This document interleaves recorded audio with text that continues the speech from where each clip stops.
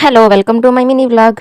ఏంటండి అందరూ కూడా దేవీ నవరాత్రులకి పూజ వీడియోలు పోస్ట్ చేస్తుంటే మీరేంటి చేపలు, చికెన్‌లు పోస్ట్ చేస్తున్నారు అనుకుంటున్నారు కదా! ఏం చేస్తాంలెండి తెలిసిందే కదా! ఇంట్లో నాన్ వెజ్ లేకపోతే మాకు రోజు గడవదని ఏదోకలాగా ఏదో ఒక పూట నాన్ వెజ్ అయితే కన్ఫర్మ్‌గా వండేయాల్సిందే. ఇంట్లో సరిగ్గా పూజలు చేయని వాళ్ళు కూడా ఈ దేవీ నవరాత్రులకి ఖచ్చితంగా దీపాలైతే వెలిగించుకుంటారు ఇంట్లో. బట్ నేను మాత్రం మార్నింగ్ లేవగానే ఏం వండాలి, ఏం కూర చేయాలని అడుక్కోవాలి. ఏదో ఒకటి వండేస్తానంటే తినరు. ఆయన ఏం చెప్తే అదే వండాలి మళ్ళీ. సిట్యుయేషన్ డిమాండ్ చేస్తే తప్పదు. మనం పూజలు చేసుకోవటం, వాళ్ళు వంట చేయమని అడిగితే వండేసి పెట్టేయటం. అంతవరకే ఇంక మనం ఏం చేయలేము. పోనీ తినకూడదు ఈరోజు ఇలా పూజలున్నాయి కదా అన్నట్టు చెప్పామనుకోండి, ఎవరు చెప్పారు భక్తి అనేది మనసులో ఉండాలి, తినే ఫుడ్‌లో కాదు అనేసి తిరిగి మాకే నీతులు చెప్తారు.